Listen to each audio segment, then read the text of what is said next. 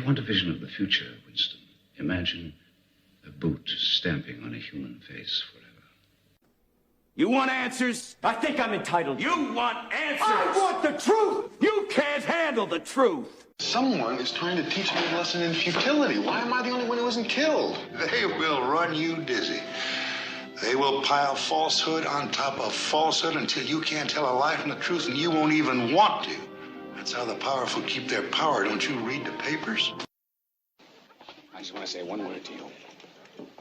Just one word. Yes, sir. Are you listening? Yes, I am. Plastics. I'm going to get your money for you. But if you don't get the President of the United States on that phone, you know what's going to happen to you? What? You're going to have to answer to the Coca-Cola Company. The world is a college of corporations, inexorably determined by the immutable bylaws of business. The world is a business, Mr. Beale. It has been since man crawled out of the slime.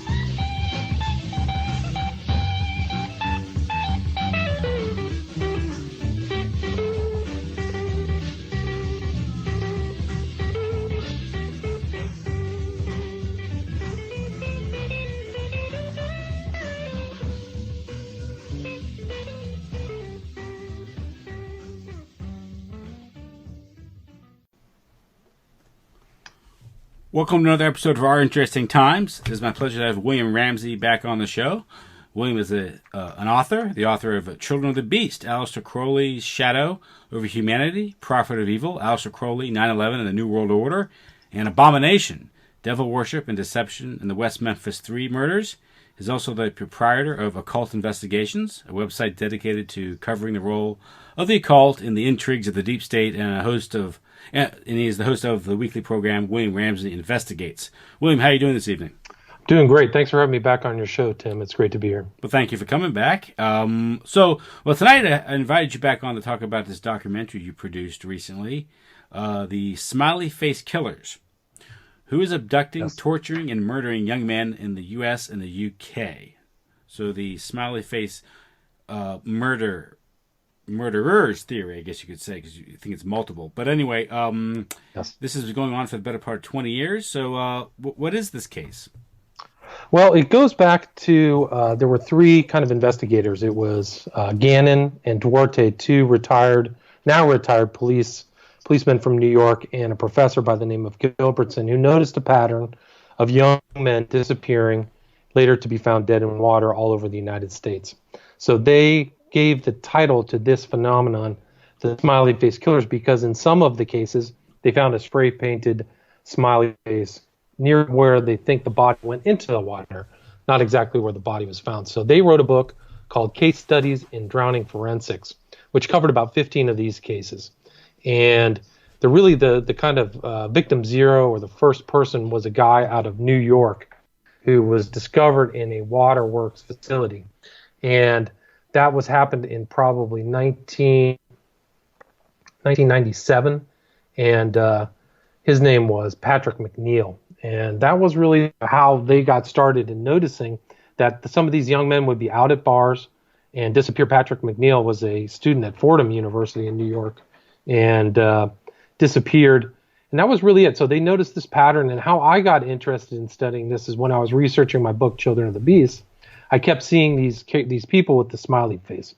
So I saw, like, Alan Moore uses the smiley face in the Watchmen comic book series, and the movie as well. The comedian has a smiley face. So I was like seeing these things pop up also in clothes. I'd see them popped up in Pizzagate. There were actually people on Instagram who were associated with the Instagram account of James Alefantis who had these smiley face insignia. So I was really trying to get to the root of what that was, and I remembered these smiley face killings. So I really wanted to see if this was a real phenomenon. For me, I hadn't really studied it.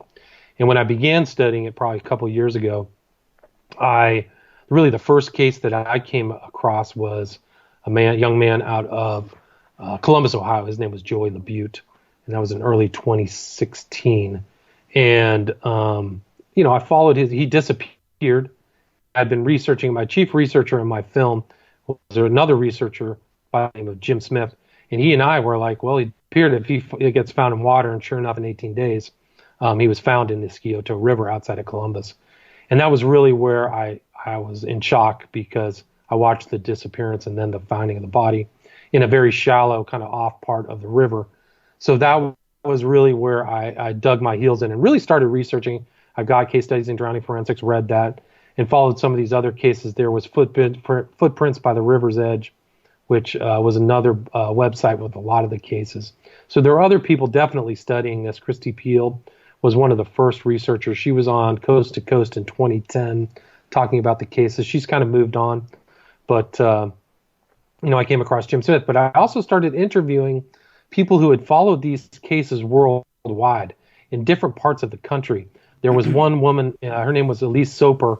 She was out of Boston, who wrote about suspicious drownings on her blog called Cryptid Antiquarian, and her blog spiked. People, like, she had 2,000 responses to the post, like, something's going on. So she was somebody I interviewed. I also interviewed a guy by the name of Gary J., who's making a documentary on the subject. The phenomenon in Manchester, which is in northwestern UK, is known as the pusher, where these young men are found. And so Gary J. and I kind of get contact, and that's really how I expanded my understanding of these cases to a phenomenon that wasn't just in the U.S., but also the UK and worldwide. So you cited the book Case Studies in Drowning Forensics. So that sounds sort of like a dispassionate scientific study. I would say so. They did a very good job. It was very scholarly. All the cases were looked at. They had a lot of forensic studies on the bodies and the contents of their blood. There was a marked preponderance of GHB, gamma hydroxybutyrate. It's actually endogenous to the human body, but in a lot of these cases, GHB, which also is associated with as a date rape drug, kind of like Rohypnol, was associated with a lot of these cases. And in some of these cases, there's a consistent kind of blacking out process of people forgetting things, or somebody's been drugged. The survivors have had that experience. So some of the people who McNeil, for example, looked like people who saw him before he disappeared, said that he was, incapacitated and throwing up. So they noticed this kind of thing in the case studies in drowning forensics, this fact that GHB seems to be associated with a lot of these cases. What profile do the victims fit in this? That's that's a good question. They're all young men, so they're all college age, which is why I used that title. For some reason, this seems to be the victim pool. And I think there's a variety of reasons that this phenomenon, has this. And, there are some outliers. They're younger, but some older. But mostly I would place them within college age, 18 to 25. But I think that's for a variety of reasons. They're outside of their home, they're at college. And I think that they're all fit a kind of ideal victim. They're almost all in good shape, healthy, athletic, intelligent men. So I think that they're basically in a kind of prey class, and I believe the predators are intentionally seeking out that type of victim. Mm-hmm. What's now with Gannon and Duarte? Have they posited a theory on exactly who is behind this? Or? Well, I don't think they've come with a specific statement, although they were just recently interviewed by another website, so they're still around. I had trouble getting in contact with Gannon, but I don't think they said anything specific.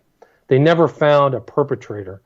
And I think, looking back and all that, my conclusions, were that these men are abducted, which was part of their statement within case studies of drowning forensics, but I think they specified that these crimes are of a sexual nature that I really specified. So I think they had a kind of a different view. But I did agree with my investigation corroborated there a connection between the symbol of the smiley face and some of these cases, not all. Mm-hmm. What are the patterns or similarities that would lead someone to believe that perhaps these crimes are connected, if either by a series of groups that are following some sort of, I don't know, weird, almost like a ritualistic killing? Right. Well, that's a good point. I mean, the people have looked into the times and dates. There does seem to be patterns of higher activity, New Year's days, Halloween, the winter kind of months. I do think that they're correlated with when people are in school. So those years, the summers aren't as active. But I think that the pattern, if you look at all the cases that I included in my documentary, that's about 50 people men who disappeared, weren't found, and then found later in water. And I go through a variety of cases where I show that these people are being searched for very thoroughly in rivers and in areas where they were, last seen. And then their body, I covered Dakota James out of Pittsburgh, missing 40 days. The area was searched prior to where his body was found on a Monday morning. And the police flat out, and I include that in my documentary. I show that they're looking in that same area, and his body was found in a very open part of the river. So where was his body? And other people that I covered, Joey LaButte's another example, somebody I talked about earlier. So there's all these. One of these, Shane Montgomery, outside of Pittsburgh, was found in 4 feet of water that had been checked by skilled, trained, research divers in a very kind of semi-shallow part of the river in Manioc. So where are these people? And I think that that's the pattern that's indicated. And that pattern of the police being confused as to why they were found in places previously searched happens often, So there's probably 20 cases that I covered where, they've dredged the water, whether it's in Milwaukee, Wisconsin, all these other places, Brad Verrett. There's tons of names like that just go on and on. Is why aren't these people found? And that's actually was an element of one of the case studies in drowning forensics. A lot of those cases, people have been, even the original researchers found that there were individuals where they, that show up after where they should have been found. So I think that that's evidence of something suspicious is happening. Now, one thing I gathered from the documentary is that in many cases, the bodies of these victims are found weeks, maybe more than a month after they've gone reported missing. And of course, if we were to believe that they simply stumbled into the lake somewhere and they were inebriated, so they died. The state of decomposition isn't consistent with that timeline. Correct. That's correct. And that was an element of the case studies in drowning forensics, is that these guys have not, like, for example, Dakota James, I have inside information that indicated that his body was in good shape. He was missing for 40 days. So why is his body like that? And there were other cases studied by Gannon and Gilbertson where the body was being thawed out, that it had been under ice. I can't remember the name offhand, but that was one of the cases in La Crosse, Wisconsin. And, there was another case they covered outside of Philadelphia, Tommy Booth, that I covered in my documentary, where he had only been dead for 24 hours, but he was missing for 8 days. So where is he for those 6 days? Mm-hmm. And his body had evidence of torture. And he was found in a very obvious place behind the bar he disappeared. And like right on the shore, and they have a picture of it in case studies in drowning forensics. So, he's right on the shore. So where is his body when it was an interesting case because Gannon and Gilbertson showed that there was some kind of strange cult involvement with Tommy Booth, that he was hanging out with a strange crowd, that he had told, I think, his father or his uncle that he didn't want to be around him. And then he ends up in a bar where, they took a picture of the guitar player of the night he disappeared. He's wearing a T-shirt with a smiley face. So, that was a very suspicious case, Tommy Booth. With the now law enforcement, the police, the FBI, they're just skeptical of the theory of a serial killer or serial killers. I think the criminal profiler Pat Brown calls the serial killer theory ludicrous, arguing that the evidence doesn't fit what is known about serial killers. It doesn't fit the profile. And the FBI has, I think, issued a statement saying that there's really no evidence to support links between these tragic deaths. However, you do cite sort of the pattern and the similarities. How many victims have there been in the past 20 years? Do we know? I mean, the number that fit this profile, it's at least 100. So I wasn't able to cover all the cases. I really just wanted to prove that these similarities are extant, but there may be 200 to 300 cases that fit this type of profile where somebody disappears and is found in water previously searched. And some of the FBI analyses don't take into account certain aspects of these crimes. The fact that the bodies are found in places already searched, that some of the bodies have evidence of torture, that that if you take the standard times of when a human body decays and floats to the surface, many of these cases are outliers, significant statistical outliers from standard, times of bodies. Why are they missing for 40 days? Where's Dakota James for 40 days? And when you look at the similarities of all these cases, it was clear to me that these were not normal drownings. The cases that I covered they were abnormal. And I do believe people drowned. I do believe that there are accidental drownings. I do believe people trip and fall into water. But I don't believe, after my research, that these young men leave these bars and accidentally fall in water, especially when they're young and healthy. So, you have to assume that they're so drunk that they drown, but they're sober enough to make it to water. And there's actually factual information about some of these cases, many of them, that they're being chased or followed or drugged, or, for Tom, there was a Kelleher case that came out of Boston. He left I think it was the CG Arena downtown from a Boston game. He crossed over the St. James River, ended up in Paul Revere Park, was calling an Uber. Then his phone is pinged south across the river, and then he's found in water in the same area where an earlier victim, Hurley, was as well. These are young men who, and especially in a busy, crowded environment, especially people leaving an arena, there's thousands and thousands of people. Why don't people see these people drowning right off the bat? So it's the suspicions increase after you look at these cases over and over and over again. Some of these cases where, some of these bars are near water, like in Boston or in Baltimore. Sure. And these things where they're on the harbor and you have the St. James River and these things. But in some cases that were cited in the documentary, they had to travel a fair distance to get to a rather shallow body of water and then die in it, which just seems suspicious. Right. Yeah, it's true.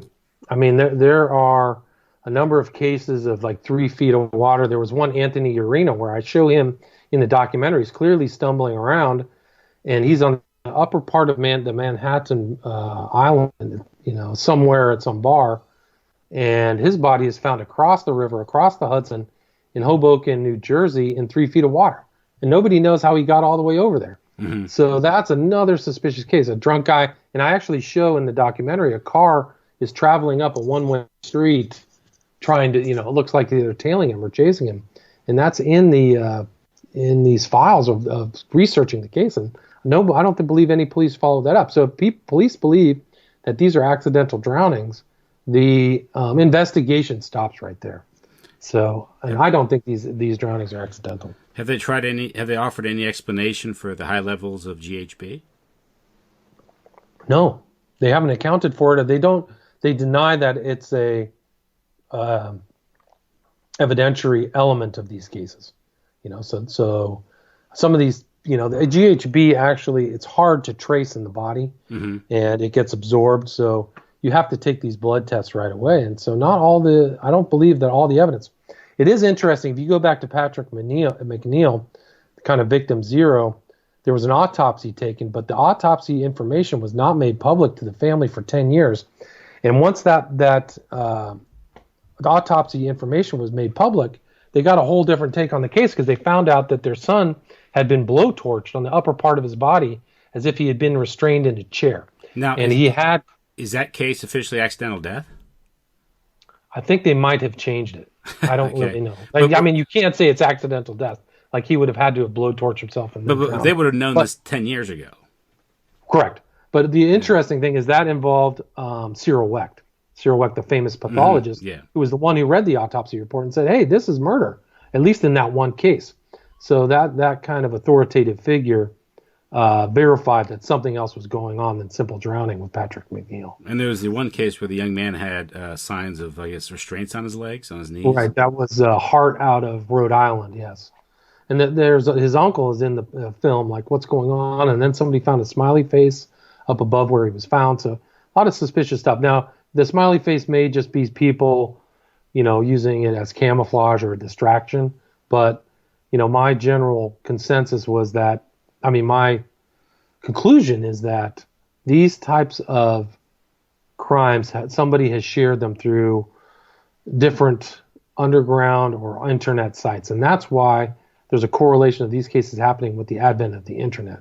So I do believe that either the killers or somebody in that environment, that subculture knows how to trick the police. So, now with the police, though, do you offer any theories on why they're resistant of entertaining or at least following this theory, denying that there might be an organized element to this of serial killers or some sort of underground group doing this? Why they would the FBI? Absolutely. I think that it's easier to just write it off as an accidental drowning, and I think that they didn't. I don't think the police really researched the totality of these cases to see the similarities, so that when a case happens in their city, they don't really think, oh, this could actually be a suspicious death. They just look at it as an accident right away and move along. And I did talk to an FBI agent, D'Souza, about these cases. And he said that there's actually a very strong pull in these investigative agencies and the cities to cover these cases up and make sure they're not seen as murders, because it was somebody likened it to, Amity, the city where Jaws was hunting and killing people. They don't want to scare the public. Yeah, they don't want to know their kids could be predated upon. Mayor Vaughn, you don't understand the gut reaction people have to these things. Right. You yell Barracuda, everyone goes, huh? You yell shark, you got to panic and your hands on the 4th of July. Right. So I do think that parent. I try to get the message out that parents, the boys can be victims just like the women. Like the women know not to accept a drink. They're suspicious. They cover their drinks, but the men don't. And that's kind of a common theme in these, is that, these men don't see the drugging or anything like that coming. And I actually had other things when I was researching the book, of people who survived who had, and actually include one case out of Boston where a guy woke up underneath like a roadway. I saw that. Like a tunnel or something. Now, there are cases now. Well, one thing, is that a lot of these victims, there's a high percentage of them are homosexual. Right. Because they were, I guess, because of their reckless lifestyle, they'd be much more vulnerable to hookups and things like this, so they can find themselves in compromising positions. It's interesting you say that, Tim, because a lot of these guys have been on gay dating apps at the time that they disappeared. So Dakota James and Joey LaBute were both on apps. They were both on male dating apps. So that's how they may have found or run into their killer, is that they came across somebody on Grindr. And there have been other criminals who have used Grindr to, roll or basically beat up and take people's money. It's inherently dangerous, dangerous, absolutely. You don't know this person. People I've talked to have said that you can spoof an account very easily on Grindr. Fake picture, fake name, all that stuff. So it's like the if you remember the movie Looking for Mr. Goodbar. Right. So this reckless, seeking adventure and these things, and you end up getting, and in the end you end up getting cut up and murdered because you're just going home with strangers. Right. And it's interesting you brought up a movie, because I also researched the movie with Al Pacino called Cruising, which was directed by William Friedkin, New York, and Pacino played a detective who had to go into the kind of homosexual underground to suss out a serial killer. And and I think that was interesting because actually during the filming of that, Friedkin, it got a lot of heat. People would come out to the shooting and disrupt it because people of that community did not want an investigation into kind of their subculture, and Friedkin included very graphic depictions. I think for that time that was extremely graphic about the underground with gimp masks and leather and all this stuff like that. So I did see a correlation between some of these cases. Now, not like you said, not every victim is in the gay world, but there is a strong current of that, and I do believe these are a majority of our homosexual lust type crimes. But some of the victims are definitely not even like there was a guy, Arvin Sharma in D.C. His brother said he walked into the wrong place at the wrong time, disappeared, and was found upriver from where he was last seen in the south part of the D.C. area. So and he was at a bar that the half of the bar was a BDSM club. So some people are in the wrong place at the wrong time, or they're sussed out. One of the interesting aspects of the victims also is that nobody is really the daughter or son of somebody famous or powerful. They're almost all either working or middle class victims, which gives an aspect of them that the victims have been sussed out or they've been sifted. That environment, the criminals, I believe, who are responsible for this, which involves individuals and groups, do a kind of a process of trying to ascertain their victims. Well, this is something where the internet would facilitate with Facebook and all the data information that's out there that people actually provide themselves on Facebook. Correct, absolutely, or Grindr. I don't know. Media, yeah. Correct. So I think that if somebody's there was one guy who told his story of some man walked to him at a bar, started asking him questions, what he did, where he was, offered to buy him a drink, said he had friends, do you want to go do something, go hang out, and it gave him the creeps, all the questioning and all that stuff like that. And for me, it fit the profile of what some of these, what I believe the perpetrators of these crimes are up to. And there was a recent case in Toronto of a gay serial killer. His name was McAndrew or McAdams. I don't know if you read about that, but there were all of these people who were disappeared out of the kind of gay community in Toronto. One of the common features of these disappearances is that there are a missing persons, poster of these people. There's so many missing persons posters of all these. And it was the same thing in Toronto with this kind of serial killer who they caught. But the reason for the arrest and when they arrested him is that he had a victim tied up in his apartment who was tied up on a bed. And so the police felt like they had to go in to rescue this person, the guy, and make an arrest. And his body disposal, he was a landscaper, so these bodies were showing up all over the place. So that for me was like another, okay, this is the similar type of what I believe are perpetrators. So I do believe there's some serial killers out there who are engaging in these types of murders and moving from place to place, so that they're not necessarily hunting in the same area. It was interesting about Joey LaBute is when he went missing, Columbus was very busy because it was the Arnold Schwarzenegger Classic, and which drew, I believe, something over 10,000 people for a bodybuilding conference. So people flew into town, they're bodybuilders, and then Joey LaBute disappears. So I do believe that there's an aspect of these crimes that involves travel. And whenever there's a party or carnival atmosphere, that's they can almost like exploit the fact that there's a crowd. And yes, that's an interesting point. So you have these. There was another case I was thinking about before our talk, a guy by the name of Trevor Boehm outside of Chicago, Illinois. And when does he disappear? The day after Obama gets elected. So it was November 5th, 2008. So there's these huge parades in the street of Chicago celebrating the first American black president. And who goes missing? This kind of guy who's in the theater and he's found in what lake is that up there? Lake Superior. He's found in a lake, much later, same type of thing, where and disappears out of a crowd. So he's found in a lake. Yeah, and found in a lake, absolutely. So I included Trevor Boehm in the Boehm in the documentary. So and it's interesting you keyed in on that. So there's so many of these have been at music venues or basketball games or things like that. There was one, Jimmy Slack out of Pittsburgh. He was at a music venue, disappeared. Police searched the river. He's found again in the river, and the chief of police comes out and flat out says, I was shocked that he was found there because we ran our dogs right by there and found nothing, So,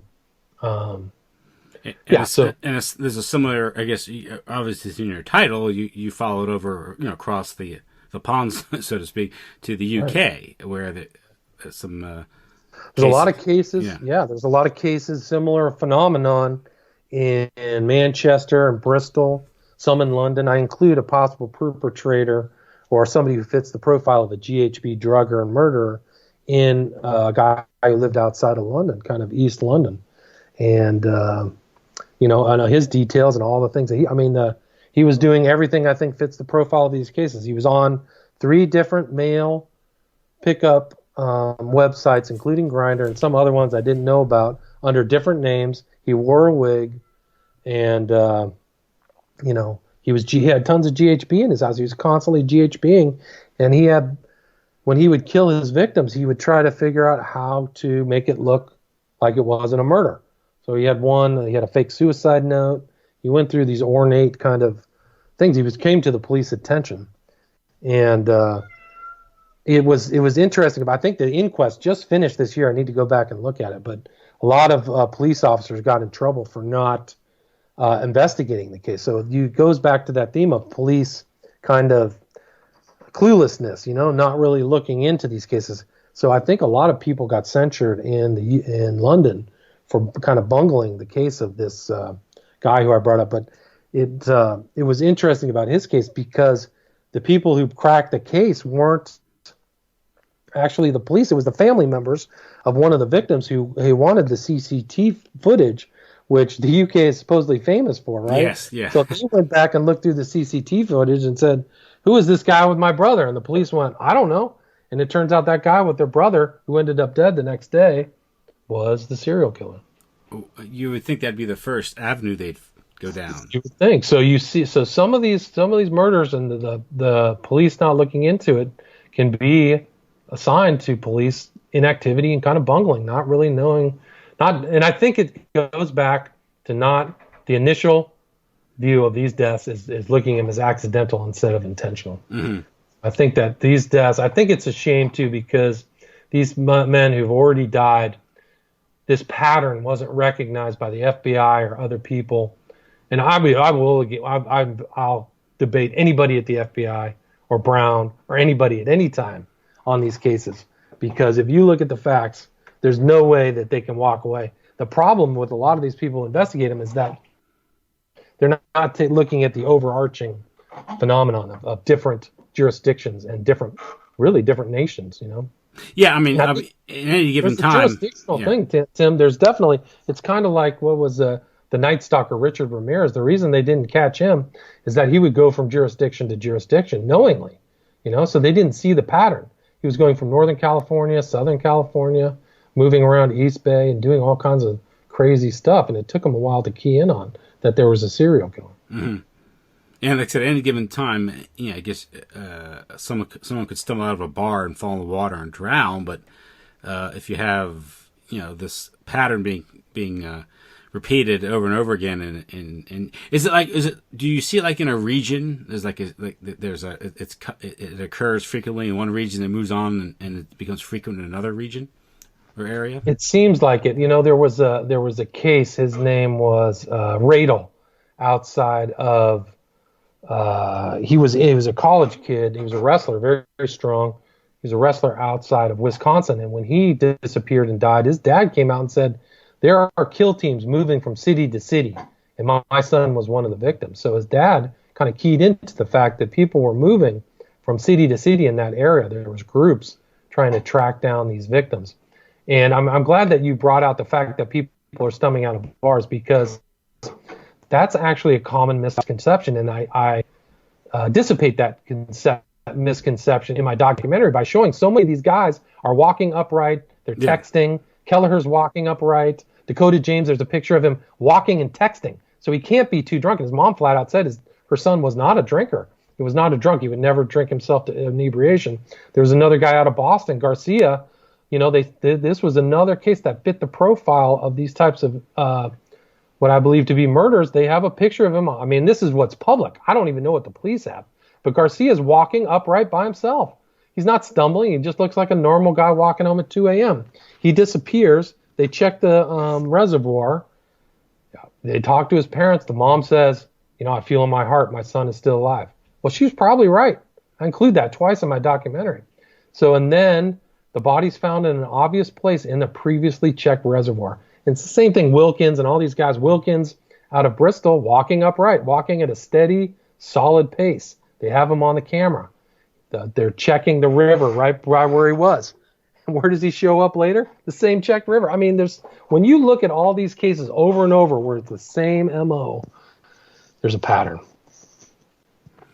Water. Now, obviously, you throw a body in water, one objective is to get rid of it. But again, if you don't tie it down, it'll float, right? Eventually come up. But I guess water, at least at a practical level, it gets rid of a lot of evidence. Correct. Is there something more to it than this? Just that? Though? Well, I mean, I think that some of these cases is an occult aspect, and there's also kind of a torture aspect. I included some sequences from a film that was on Netflix called Kink, where they show flat out water torture, somebody being drowned. So I think that there might be an element of that, but there also is some occult things that I think may be happening. And I included like one high level occultist in my documentary, but there is such a thing as water sacrifice. I'm not saying this. D'Souza flat out said these people are being sacrificed in a different means than what people would understand as like a bloodletting sacrifice. But their spirits are being dissipated in water. If you look at the West Memphis 3 murders, 2 of those kids were drowned. They were bound and thrown into water. So then in my research, there's some pretty arcane stuff. I mean, I've researched some stuff about Crowley that gets very deep and very occult that involves water, flat out bathtubs. And there's been a correlation between a lot of celebrities dying in bathtubs, which are very strange kind of deaths. And I think it was Illuminati Watcher did a whole sequence about how some of these bathtub deaths may be sacrifices. So it gets really weird. I didn't really investigate that farther, but there's something really strange going on about some of the cases for sure. So there's an organized, that's being organized, and there's a group going, from city to city, region to region to do these things. At least that's what the theory is. In the past, some other famous serial killers. One thing is a lot of the official narrative of these serial killers don't seem to hold up over scrutiny. A good example is the infamous Son of Sam killer. Right. Where it turns out he wasn't just one shooter. Even he says, David Berkowitz says it now, and that the evidence really strongly suggests that there were multiple people involved in that. And one of what the evidence suggests is it was sort of a satanic cult that was also producing snuff films. Right. And so, is there any evidence here? Perhaps, evidence. I guess we can only. I guess we can theorize or engage in some sort of conjecture. But with the advent of the internet and you have the dark web and these things, right.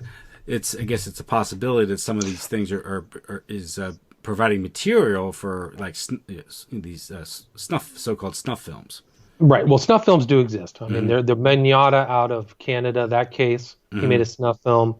Richard, I think it was Lake and Ng, these 2 crazies out of Northern California who would abduct people and take them to their lair up in the Sierra Nevadas and film snuff films and do unspeakable abduction and torture stuff. So those do exist, and I'm glad you brought that up because in my documentary I do include a so-called feigned kind of snuff film that was filmed called Broken that was associated with an album by Trent Reznor, and the director is a very interesting background, but they basically fit it. That snuff film fit and that's kind of why I included it, that a sequence from that film in the cover for my documentary, because the sequence of what they filmed and these kind of murders fits, for me, a carbon copy, which is they're out in a car driving around. Young man comes up that fits the profile of a lot of these people who've died. The sequence goes back to an underground area. There's a torture, and the body is drowned. So it's just incredible. So I don't really know and it's in like this fetish environment. So I do, there may be just super dark things involved that are really unspeakable associated with these cases. And there have been, I'm not trying to focus on, these are just my findings, that they're homosexual. There have been heterosexual. There was a guy called like the Love Box Killer out of Truth and Consequences, New Mexico. They don't know how many victims he had, but he had at least 16. And he had actually a group working for him in the same bar where they would drug women, he would take them back to like a portable dungeon and torture and kill them. I mean, and it was just, it was like they had it down to science, and I forgot his name offhand, but it's I think it was the Love Box Killer. But so these do happen in a heterosexual, type of thing. I think there were cases, another podcast covered the Joey LaBute death by the name of True Crime Garage, and some of their other perpetrators, true crime investigations, involved men who would abduct women and take them back to dungeons. Was there any suggestion that maybe there's connections to maybe entities higher up, and something like like the Dutroux affair in Belgium, which is absolutely, yeah. I mean, I never really got into that. It's just too, yeah. But the Dutroux affair was him. I mean, obviously, he was this guy who was an unemployed electrician who inexplicably had been voted a pension from the parliament there, and he had been given, I think, reportedly been given an unrestricted prescription for Rohypnol, which is the date rape drug. I didn't know that. He also had I think he had like as many as half a dozen houses that he had built dungeons in, and that's where he was keeping his victims. And there is evidence, of course, that he was actually getting victims. He was more or less paid to do these things, and he had connections to organized crime, and there was a huge investigation that was stifled by the king there. Right. And there's huge all of these other elites, right? All these other elites. And there was a huge march that had like 200,000 or 300,000 people for a small country like Belgium, that they were going and throwing eggs. They knew there was a cover-up. There's a massive, and I think actually when he got arrested, Dutroux got arrested, 2 of the girls that he had abducted died in one of the dungeons because they didn't get, food and water, if I remember correctly. So, and they covered up the fact that Dutroux was traveling to Germany and traveling around and involved in all kinds of nefarious. There was a guy, was it Nihul, who was like another super shady guy, Nihoul, who was part of the elite, and they were having eyes wide shut parties and all this crazy stuff. He's the one was he the one that said that you could never investigate what was going on because it would cause the government to collapse if word got out? It was so it involved these guys were networked, and I believe, my conclusion in this documentary is that there is a network of people of these similar interests through the dark web.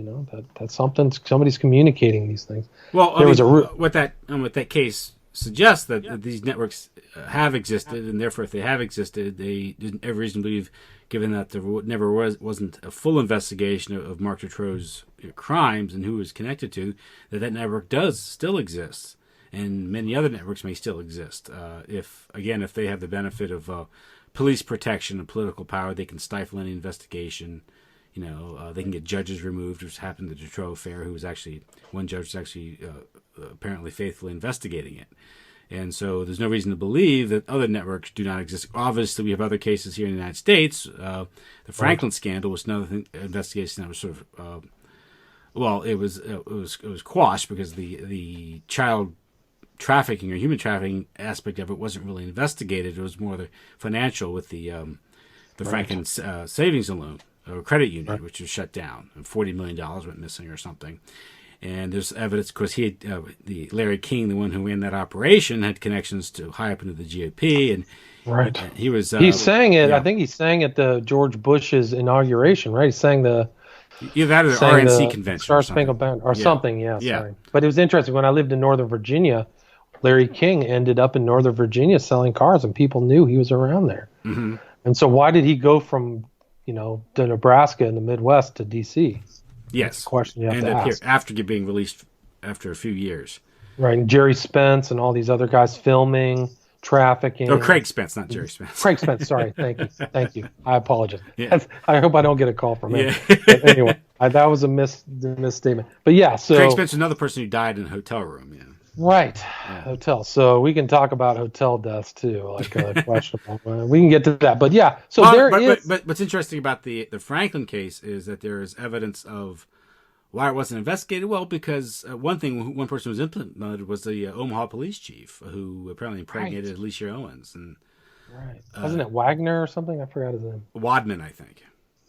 Wadman, good memory. Yes, that's right. And so it goes up to the elites, and I believe that there's an aspect of these crimes that I think we talked about this in the pre-show, is that if you call them accidental, there's no investigation, everything's covered up. So if you have people like Vince Foster, suicide, no investigation. Seth Rich, robbery gone wrong, no investigation. So I do believe that there's some definitely corruption involved in all of these young men dying. Well, even investigators give the death of Gary Caradori, who was the chief investigator, was hired by the Omaha legislature to investigate this, and his plane disintegrated in midair along with his son in 1990. After he was on the phone claiming he had the photographs, the goods. He had the goods in a briefcase, right? Yeah, and of course the briefcase went missing. And this, I think, this was they brought in former CIA director William Colby to help investigate that part of it, and it was I think because he was a friend of John DeCamp, who they went back to Vietnam days, but I don't know what that means. Phoenix program. Yeah, the Phoenix program. How did Colby die? Remind me. How did Colby die? He drowned. He drowned, right? He ended up in a lake, in a river, and they couldn't find his body for a while. Yeah, remember that? Yeah. And then it suddenly showed up. Yeah. So you see these. Yeah, it sounds very similar. And he was one that told I think DeCamp, and DeCamp claims that they were talking about this late at night one night in their kitchen, and he goes, "What you have to understand, John, is that sometimes there are forces and events too big, too powerful, with so much at stake for other people or institutions that you cannot do anything about them. No matter how evil or wrong they are, no matter how dedicated or sincere you are, or how much evidence you have, this is simply one of the hard facts of life you have to face." That fits the Smiley Face Killer deaths perfectly. So. Something like because even then, even if you start investigating, human trafficking, child sex trafficking, these things, and exposes all these political figures, and of course, this is a practical way that political system is controlled. This is what's called a brownstone operation or something, where you compromise officials sexually, and you can control them, or you can also use to bribe them, and these things. How you get but it's like the Godfather territory, right? They got that one senator from Nevada, yeah. And next thing you know, he's in these meetings just telling how great the Corleones are. Yeah. Credit him, So yeah. You get caught with not outside of the realm of possibility at all. And it's just the way it's done. And it goes to the grand jury. There's no real investigation in these things, because the grand juries are all controlled, and this is what happened. And the accusers then are charged with perjury, and they go to jail. Right. So that's what happened in Franklin, right? The kids, some of them ended up dead, some went to jail, powerless. They don't have the potency to take on these entrenched systems. Look at Pizzagate. Never properly investigated. No, apparently it was debunked. All right, so if it's debunked, it's out. If John, I don't know how it was debunked, but because that's good enough for me. Well, they say there's never any evidence or proof, but there's no ever official investigation. All you have is a bunch of degenerates with their Instagram accounts and posting these things. And I think one investigator, Titus Frost, said that there was child porn on their server. So, and I think that he said that was sent to the FBI, and they just didn't do anything. So, no. Well, that's like the Finders case, right? The Finders case, and that has ties back to the military. Hey, man, there might be something. That whole pizza place is total, just like you said, it's a real brownstone operation.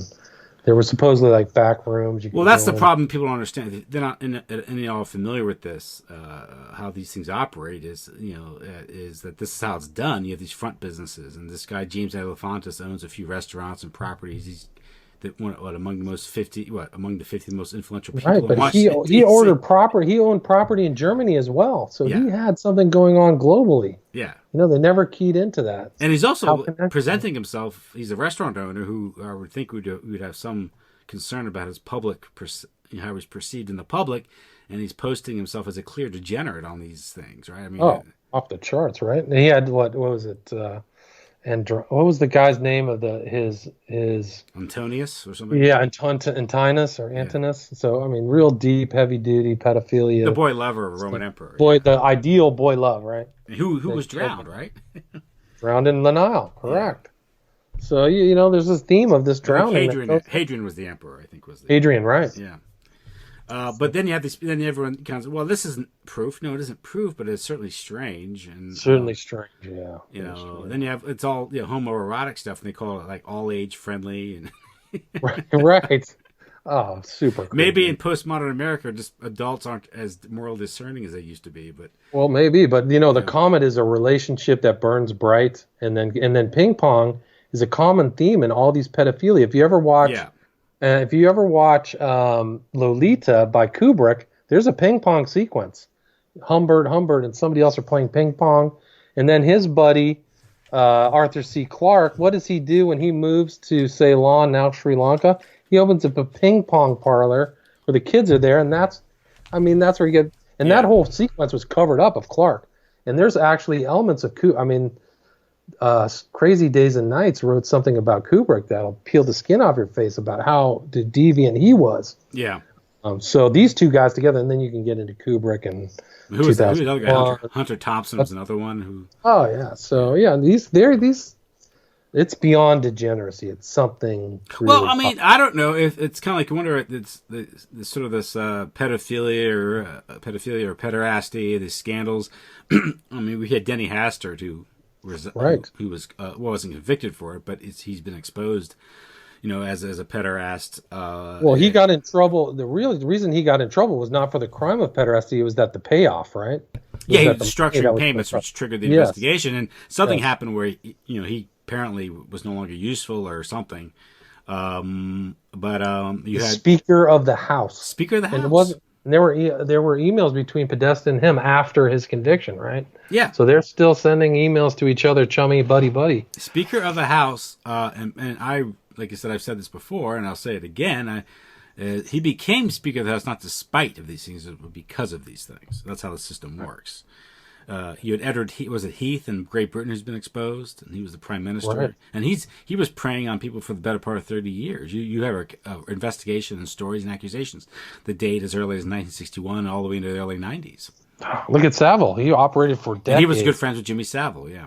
Right, carte blanche into the palace, and there was actually stories that he was a procurer as well, kind of like Dutroux.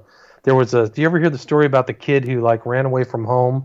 And he was in London at the train station, and some guy talked him into coming back to his apartment. He goes back to his apartment. Who shows up? Jimmy Savile. Oh yeah, I heard about that story. Yeah. Yeah, that was So, you ever know that? You ever see the sequence of Dennis Rodman? He was in a Big Brother show in the UK with none other than Jimmy Savile. Do you ever see those two together? No.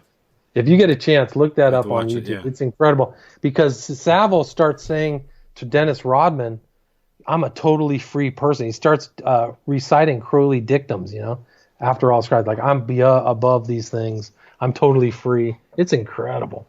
Dennis Rodman is like Zelig or something because he was pals with the North Korean guy. Yeah, he went to North Korea. No, if you ever see that video, rip it and save it. The Dennis Rodman, Jimmy Savile conversation's incredible. But it's kind of fun because I've done shows, some of these events in the past regarding serial killers, mass murderers. I did a show recently about the Zodiac killer, and how the Zodiac killer, the evidence suggests never really existed. Interesting. It was, I've heard it was a literary creation, and you've looked at the evidence. It pretty much supports it. There's never there's nothing really other than a few letters written to this sensationalist newspaper and kind of a less than ethical police officer and some reporters. The evidence just doesn't seem to support it. Yet, nevertheless, we have this myth of the Zodiac Killer, so this mythical character, which a lot of people believe existed. And you have the book written, The Zodiac Killer, and these things. Apparently, the first printing, the movie. Yeah, the first printing didn't come out in the early '80s because the publisher withdrew it because of factual problems. Interesting. And in that book, the what's his name again? The Gray. What was his name? I don't Gray remember. Smith. Gray Smith. Sounds right. He changed his name to Gray Smith later on, but the first book, and he named a different person as a Zodiac Killer. Then the second book that eventually was published, he names this guy Arthur Lee Allen, I think is the name. And these stuff, but apparently a lot of the things you saw in the movie just simply don't pan out. But the bottom line is, what you had there was going on in the valley there in California was a lot of corrupt police departments, and you had this sort of a weird sex cult operating there that was gotten control of local government down there. Interesting. And some of the murders were like the stabbing at the lake Right, Berryessa. Yeah. Berryessa. It turns out that the most likely suspect was the park ranger, who was the brother of the deputy who showed up at the first scene at the scene. Oh, wow. And so, but anyway, the whole point is that this is sort of a literary creation. Same thing with sort of the myth of the Manson case, where certain you have the official story of proffered by Bugliosi, but then you have this whole idea with the Church of Scientology and these things. You process church and these things. It turns out perhaps that a lot of these things. It turns out it might have been largely just a kind of a drug burn gone wrong. Right. And well, that's the kind of the new view, but I mean, there definitely were connections. I mean, was in the Kenneth Anger's Invocation of My Demon Brother. I mean, he's right there in this whole thing where they're flashing. All that's going on, but at the same time, you really don't get a real true investigation of what's going on there, because what happens to really investigate what went on there at Cielo Drive would expose all the corruption and sliminess of Hollywood. That's true. So they kind of shut it down and they kind of pinned it all on Manson, who wasn't there for the murders. Right. That's true. So these things, and apparently, so they spun this narrative to create a narrative that was more acceptable for the Hollywood establishment. Apparently, Hollywood establishment and the public, right? So I agree with you 100%. Yeah. Apparently, the weapon that was used was a weapon that was once owned by Ronald Reagan, then the sitting governor. I didn't know that. At the very least, it's interesting. And there's also like evidence of like police corruption. That's not caring in these things. They tried to sell like porn tapes that were seized at some police were caught. Yes, I remember that. All that. So there's a lot. I mean, I don't. Well, I mean, the rumor was Polanski was heavily involved in a lot of that stuff, filming and things like that. So that was all covered up and seized, and they're supposedly underground videos of that stuff. Then you have the stories of it was the year before. I think Robert Kennedy had dinner with Roman Polanski, Sharon Tate. And Bruckheimer, or what's his name? Not Bruckheimer, Frankenheimer. Frankenheimer, thank you, yes. And Frankenheimer reportedly is the one that dropped him off at the Ambassador Hotel, the fateful evening that he was assassinated. Of course, Frankenheimer's director of the Manchurian Candidate and 7 Days in May. Of course, the Manchurian Candidate is this idea of, this mind-controlled assassin. Some people think that's what, Sirhan was. Well, mind-controlled Patsy wasn't the actual assassin. Right. It wasn't the actual, it was Thane Eugene Caesar. Supposedly. So that's the point is that certain, you can create certain. You also have Dave McGowan's theory of the serial killer as sort of a programmed killer, or something that's an example of the Phoenix operation applied domestically. Because you have the phenomenon of the serial killer in the 1970s, when Vietnam was winding down. And what you can do, what his theory was that, one thing is these people could be assassins. They can haystack things. They can kill one person and kill 10 people. Or you also have the sort of the alchemical social engineering that's going on, is where you present the theory of the serial killer to atomize society so so communities don't people. Traumatize society. And this is kind of what Michael Hoffman gets into in his Secret Societies and Psychological Warfare, where this is sort of this, the whole blooding of the 60s with the assassinations. The Vietnam War itself was a sort of a societal trauma mass blooding of society, but also this sort of what was going on on the state side with the Vietnam War, its effects on society, and this whole idea of the serial killer itself is sort of this bloodening of society, where with the trauma you don't get the society, communities don't cohere. You get the same thing happened with the you could shoot ahead. Today with the meme of the idea of the school shooter, right? The mass shooter, where this becomes a pretext to subject for certain security operations in schools where they have drills which traumatize the students. These things. So now kids are used to being huddling under a desk, or being hustled out by cops and these things, and for something that statistically speaking, it just simply isn't likely that they're going to experience. They're much more likely to get killed. On the car ride home when their parents pick them up, or on the bus ride. Good point. Well, look at 9/11. Look at that traumatized. Trauma and then suggestion. You can move society a different way. I interviewed a guy who said that Sirhan was hypnotized by Manly P. Hall. Did you ever hear that? Never heard that. I heard. Yeah, so that's interesting. So there's a connection there with this high Masonic 33rd degree figure. Mm-hmm. I just recently heard that Kubrick himself was a 33rd degree Mason. I didn't know that either. So, and at the same token, you can also deny the fact that there's a serial killer or killers out there by writing it off, as accidents or disparate events, not being connected. Right. Right. That's true. Do you ever see the movie Henry: Portrait of a Serial Killer? No. It's really amazing. It's too graphic. It's unbelievable. But the serial killer in there says you got to mix it up. You can't do the same pattern every time. So every time you do murder somebody, you have to mix it up with a car crash, stabbing, shooting. So he was, even though it's fictional, he's conscious enough to know that he doesn't want to leave a trace to, leave a pattern. Right? Yeah. And you have with the claim of Henry Lee Lucas, who claimed that he was sort of this CIA-linked assassin. Right. And of course, Black Hand, wasn't it called? Yeah, the Black Hand. He claims of course, these ranchers did turn up eventually, by the way, with his bodies. Interesting. Well, it's interesting you bring that up, because in that part of Texas going south into Mexico, Matamoros was not an outlier. There were multiple bloody serial killer ranches that went down there where they had cult leaders and murders and sex cults.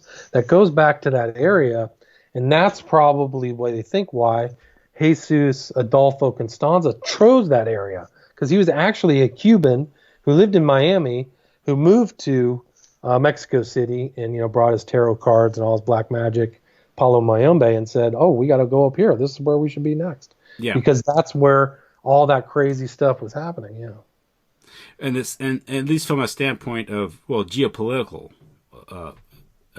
interest here or strategy here, could be that intelligence agencies may use these groups, satanic groups, these cults, kind of at an arm's length to carry out operations, maintain plausible deniability. A good example would be the links between Jonestown and the CIA that have been uncovered since then. And, of course, this also connects to the murder of George Moscone and Harvey Milk. Harvey Milk perhaps being collateral damage in that, but it was George Moscone who was tied to Jim Jones. And those murders only, I think, occurred a month after the Jonestown was shut down. Interesting. But he had, for the longest time, had connections to, people linked to the CIA, like Dan Mitrione. Right. Well, there was another CIA guy at Jonestown that I think there's on tape that Jones says, "Got to get him out of here." Yeah, something. And Dan Mitrione, what was he doing down in Paraguay? Torturing people. But he was kidnapping people, right? Was that? I don't know the full story. He would kidnap people off the street, then these would be test subjects for the police department to be tortured. Oh gosh! Now, what does that sound like? Sounds like these killings. Yeah. Okay, my point being that these can be, whether it's snuff films or it's right, and maybe right now they don't want to talk about serial killers. They don't want, maybe that's not what their objective is. When in the 70s, 80s, maybe it was to promote the meme of the serial killer. But am I saying when you when you look at Operation, like it's just what Dave McGowan wrote in his book. He says, well, what they were doing in Phoenix, part of Phoenix was part of the counterinsurgency program, part of this pacification of the Vietnamese countryside.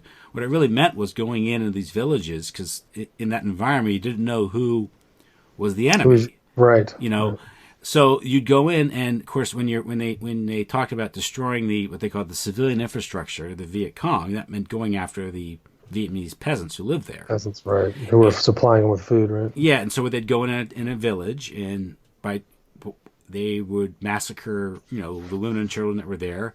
So when the husbands came back, they'd find them dead and come in these gruesome settings. So that sounds like something out of a serial killer movie. Well, it's interesting you bring that up and liken that, because we can bring it full circle back to Alan Moore's The Watchmen, because the comedian who has the smiley face on his lapel and on his gun carried out his crimes in Vietnam. And there's just a kind of line from him that sums it all up. He said he enjoyed the killing and he just didn't care. And the picture of him in The Watchmen is just this guy smiling as he's just butchering people. Yeah. Mm-hmm. And So- you can't subject people, train people to that level of violence and killing and expect them just to turn it off when they come home. At the same time, they can also be weaponized. Right. Well, look at Ramirez. I think that when he had an uncle who came back from Vietnam and told him all of these harrowing stories about. I think the uncle actually had pictures of like gruesome tortures and murders. Did you ever hear that part of the story? Yes. Of Ramirez? Yeah. So, and that was how he became inured to that. Is he had actually seen this crazy uncle came back damaged from Vietnam, and those stories of brutality were very common. Those, unfortunately, the kind of horrors that the American troops inflicted upon Vietnamese peasants were just off the charts. Mm-hmm. You know, I knew people who were from Vietnam, and Arthur Shawcross was another one who was. Shawcross, you're right. Yeah, he said he joined the army because he wanted to kill people, have to be legal. You know, terrible, not get in trouble for it. And so when you wage war and these things, and you this is all part of that. Not only do you subject society to trauma, and you put PSTD and these things, or the people coming back, but also you sort of, like I said, you bloody society, and that also goes with sort of the the permissive 60s and 70s with the sexual revolution, where you get this constant titillation, these things. So now you get a sexual angle mixed in with violence. So now you're really creating a witch's brew, so to speak. Right. That's interesting you bring that. There's in my film I include Peter Christopherson. He made videos and stuff, but in the video and song for the New World Order, there is Dennis Hopper saying, "It's all right, it's all right." The sequence where the boat finally gets all the way up the river to meet Kurtz, and there's just bodies hanging everywhere, bloody heads and stuff. And here's Hopper saying, "It's all right, it's all right." And then the song, "The New World Order," in the video fits in with that. You know, it's amazing. Mm-hmm. Mm-hmm. And so there's your theme: violence, brutality. Yeah, it's okay. It's a comedy. It's a joke. Laugh at it. It ties into Crowley's ideas. You know, the universe is a big joke. So yeah, it's so there is that theme within, I believe, these smiley face killing murders. What's known as that. Yeah, and so if you have that certain outlook or moral or lack of or immoral, you destroyed it. Yeah, and I guess you could. Yeah, this is all part of that inversion that you see with Crowleyan, philosophy. Yeah. And he said you can do these in a society which is, as debased as ours. You have people who are just much more easily victimized by these things. One thing is that if you're going to a BDS bar, right? You're going to be much more vulnerable in many respects to these things than say if you're absolutely. And that whole dynamic, and it's terrifying. And it's the same thing with society in general, because again, as we, if you unleash these forces, the sexual revolution, and you break apart families and communities, and everyone is atomized, they're they're easier victims of these. It's almost like Easier perpetrators as well, right? Because if they're atomized, the other person just doesn't matter. It's a Darwinian struggle. Yeah. Who cares? It's a big joke. I don't care if I destroyed their family. The families of these victims are destroyed. Mm-hmm. So, so you have to have somebody who doesn't care to perpetrate these. But with these again with these killings, so you have this pattern, and there's reasons why police they obviously, if you're in a homicide department, you want to close cases and you don't want to you stack up, so you have that interest. But looking at some of these other cases, like the Franklin case, you had what the Attorney General was warned about Larry King for years, didn't do anything. The police did, the police chief himself wasn't implicated, and it seems to suggest that perhaps that at a certain level, these perhaps certain officials within the law enforcement agencies are running cover. The Johnny Gosch case, remember the police chief immediately declared he was a runaway despite witnesses of him being followed. And abducted, right? Followed and abducted. It fits the pattern of these SFK cases, possibly tied up, kept. Yeah, I mean, there are, in some of these cities, there's really problematic statements by the chief of police, particularly in Boston, who came out and flat out said there's no pattern here. These are all accidental drownings. He flat out said that on the record, and it doesn't corroborate the Kelleher case, the Hurley case, the Zach Marr case. All these cases, the facts of the case do not fit the pattern. Yeah. So, where when you're watching this, where people get the? I know you're having it on Vimeo. It's right? on Vimeo. Yeah. I just decided to put it out. You can actually, I put out. The best way to watch it really is online. It's formatted to watch online. You can rent it for, I believe, a week for $5 or buy it for $12. So I think it's reasonably priced.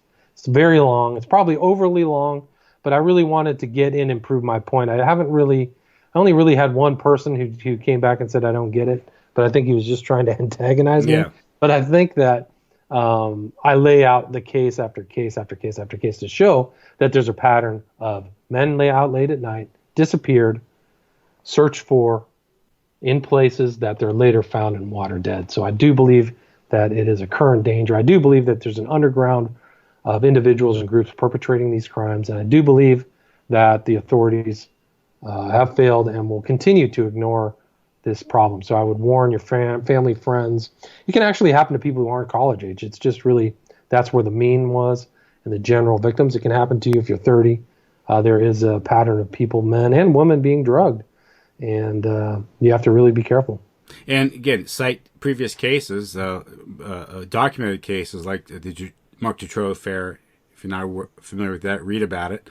It's really eye-opening, and also the Finders case, the Franklin cover-up, and just more recently, even with the Lolita Express and these things, with Epstein, right?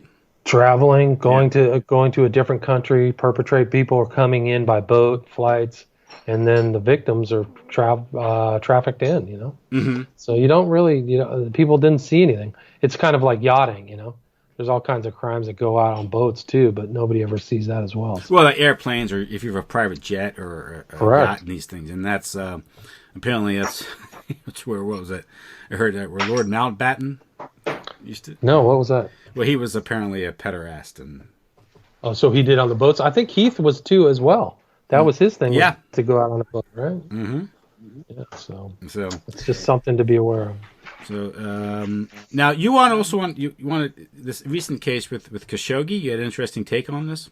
Oh well, I just thought that there's a pattern here with these kind of like groups of kill teams. That's kind of the modern way, and I think that Khashoggi and Meng Hongwei, who was the head of Interpol, went back to China, and his wife is getting calls about hit teams and assassins. So I think that it's instructive to see how even prominent people, well-known journalists, well-known commentators, are vulnerable in certain environments. So I think those cases bring into question, some of these other so-called suicides or accidents as well, such as Bourdain. So I would definitely have people to keep an eye on the Khashoggi case and how the story changed, and also Meng Hongwei and how and this is another example. They traveled. It was a national hit team that came from Saudi Arabia and went to Turkey to carry it out and then left. And the Turkish, intelligence had pictures of people who were associated with bin Salman, so. Yeah, but the Crown Prince, who kind of runs the show there now. And, yeah, young, 32, And apparently Khashoggi was another faction. And, correct. And Erdogan, I guess he went through, I think he was seeking a divorce because his fiance. He wanted to get his paperwork finished. Yes, correct. But the thing is that what had happened is he had been to the consulate about 4 days earlier, and he said, "I want my papers." And they said, "Well, come back in 4 days." And that's when the wheels, started going into place too. Yeah, they had that black van on the surveillance camera, black van there waiting. Yeah, everything. So, well, then they had the people coming into the airport. They had a guy who was a freaking surgeon, somebody with very much skill at, very, very nasty stuff. So I do think that it's instructive, and I would recommend people look and keep an eye on those cases because I do. Well, I mean, you have so many. Like I said, there's the private intelligence networks like Black Cube, or whether it's the Blackwater or now was it. I forget what it's called now, but you have, I mean, you have journal. I mean, there's so many people, so many organizations that can carry these things out now. They're kind of off the books. Yeah, and I think that it's another element of public awareness that these teams do exist. They're sophisticated. They've learned from the past, and I think that it's pretty brazen for the bin Salman to try to pull that off, but some of these other ones, I think they chose. I mean, I don't know. It's very brutal, but here in the States, they're just successful at suiciding people, which ends the case. So. I mean, Michael Hastings. All right, Michael Hastings. That's still relevant because Brennan's over there. I mean, Michael Hastings was supposedly investigating Brennan, right? Yeah. So Brennan's calling Trump a traitor and all this very intense information. I wonder why. It makes you wonder. What documents has Trump seen? Yeah, and he apparently had a substance abuse problem, so his car blew up. Right. Well, the engine block amazingly disassociated and reassociated past the palm tree, right? Yeah. So in reality, the engine block came out of the car before it came to rest at the palm tree. So. That's incredible. You'd never see another car crash where that happens, probably. Well, it's not really a car crash. So you piss off someone like Stanley McChrystal, you better be careful. Oh, really? Well, I mean, what's his specialty, right? Holy smokes! Yeah, that's the kind of their claim to fame is these lethal arts and these techniques of taking people out. And except, I was talking off call how, I was just now believe that Thomas Merton, the guy who wrote 7-Story Mountain, was murdered, was pushed down a flight of stairs because his opposition to the Vietnam War. He could have maybe led an anti-war movement that was more sensible than the Berrigan brothers. But this is kind of how these important figures are taken out because they can. Well, look at so Merton has to be put in the same vein as Martin Luther King, who really once he spoke out against Vietnam, it was over, right? Yeah, pretty much. That seems to be what got him taken out, because other than that, he was kind of like serving the interest of the powers that be until he seemed to be doing that. So I don't know how to, They had a quick replacement for him too, and Jackson, right? Yeah, he was. And they had somebody just to come right in. I saw him, Jackson, at Death of Aretha Franklin. I mean, that was just an incredible. I don't know. I don't want to insult. I mean, if that's black leadership, man, holy smokes. Well, yeah, that's was it Jackson, Farrakhan, and Tawana Brawley's. What was the guy's name? Oh my God. Oh, you're talking about Reverend Al Sharpton. Al Sharpton. Tawana Brawley Sharpton. I mean, who's an FBI informant, by the way, Al Sharpton. Right, he was a flat-out FBI informant. I mean, Aretha Franklin's probably rolling in her grave. Holy smokes. Yeah, well, the Civil Rights Movement was co-opted, long ago. So. Yeah. Okay, anything else? No, man. I think I got to run. I appreciate you having me back on your show. It's great to talk to you again. Okay, well, listen, thanks. It's William Ramsey. You can catch him at William Ramsey Investigates. His books are Children of the Beast, Aleister Crowley's Shadow over Humanity, Prophet of Evil, Aleister Crowley, 9/11 and the New World Order, and Abomination, Devil Worship and Deception, the West Memphis 3 Murders. You can catch his documentary, the Smiley Face and the Killers. Smiley Face Killers documentary. Yeah. At Vimeo. On Vimeo. Yeah, rent it or buy it. So, okay, great. Well, thank you, William. Take it easy, and Right, I'll sir. let you go. And when I post this, I'll send you the link. Awesome, man. Thanks so much. I appreciate Good night, then. Good night. Bye-bye.